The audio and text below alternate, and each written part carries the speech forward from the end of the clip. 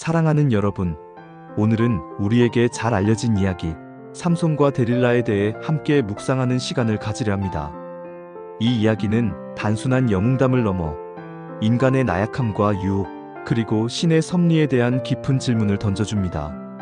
삼손은 구약성서 사사기에 등장하는 인물로 태어날 때부터 하나님의 특별한 은총을 받은 나실인이었습니다. 그는 놀라운 힘을 지니고 있었고 이스라엘 백성을 블레셋의 압제로부터 구원할 사명을 받았습니다. 그러나 삼손은 자신의 힘을 과신하고 충동적인 행동을 일삼았습니다. 그의 삶은 끊임없는 유혹과 시험의 연속이었습니다. 그러던 어느 날 삼손은 소랫골짜기의 여인 데릴라를 만나게 됩니다. 데릴라는 아름다운 여인이었지만 블레셋 사람들의 사주를 받아 삼손을 유혹하고 그의 힘의 근원을 알아내려 했습니다. 데릴라의 끈질긴 유혹에 삼손은 결국 마음을 열고 자신의 힘의 비밀, 즉 머리카락에 대해 털어놓게 됩니다. 사랑하는 여러분, 삼손의 이야기는 우리에게 무엇을 말해주는 것일까요? 삼손은 자신의 힘을 과신한 나머지 하나님의 말씀을 잊고 육신의 정욕에 빠졌습니다. 그는 자신의 나약함을 깨닫지 못하고 데릴라의 유혹에 속절없이 무너지고 말았습니다. 데릴라는 삼손의 머리카락을 자르고 블레셋 사람들에게 넘겨주었습니다. 삼손은 두 눈이 뽑히고 맷돌을 돌리는 비참한 신세가 되었습니다. 그러나 삼손의 이야기는 여기서 끝나지 않습니다. 절망 속에서 삼손은 자신의 잘못을 뉘우치고 하나님께 간절히 기도했습니다. 하나님께서는 삼손의 기도를 들으시고 그의 힘을 다시 회복시켜 주셨습니다.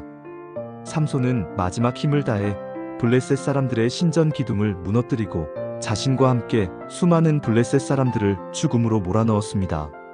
사랑하는 여러분, 삼손의 죽음은 비극적인 결말이지만 동시에 그의 회개와 믿음을 보여주는 증거입니다. 그는 자신의 죄를 뉘우치고 하나님께 돌아옴으로써 구원을 얻었습니다.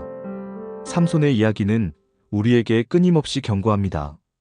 자신의 힘을 과신하지 말고 하나님의 말씀을 따라 살아가라는 것입니다. 유혹에 넘어지지 말고 깨어 기도하라는 것입니다. 삼손과 데릴라 이야기는 권력과 젠더 관계에 대한 한국적인 해석도 가능합니다. 남성 중심적인 사회 구조에서 여성은 때로 생존을 위해 혹은 다른 목적을 위해 자신의 매력을 이용하기도 합니다. 데릴라의 행동을 단순히 유혹이나 배신으로 보기보다는 제한된 환경 속에서 살아남기 위한 여성의 전략으로 재해석할 수도 있습니다. 또한 삼손을 한국사의 영웅에 빗대어 데릴라의 배신을 외세에 의한 배신이나 민족 내부의 갈등으로 연결지어 생각해 볼 수도 있습니다. 삼손의 개인적인 욕망과 공동체의 가치 사이의 갈등을 부각하여 한국 사회에서 개인과 집단 간의 관계에 대한 질문을 던질 수도 있습니다. 사랑하는 여러분, 삼손과 데릴라 이야기는 단순한 과거의 이야기가 아닙니다. 이 이야기는 오늘을 살아가는 우리에게도 끊임없이 질문을 던지고 있습니다. 우리는 무엇을 믿고 의지하며 살아가고 있습니까? 우리는 어떤 유혹에 직면해 있습니까? 우리는 어떻게 하나님의 뜻을 따라 살아갈 수 있을까요? 이러한 질문들을 묵상하며 우리 모두 삼손과 같은 어리석음을 반복하지 않고 하나님의 은혜 안에서 승리하는 삶을 살아가시기를 간절히 축원합니다. 감사합니다.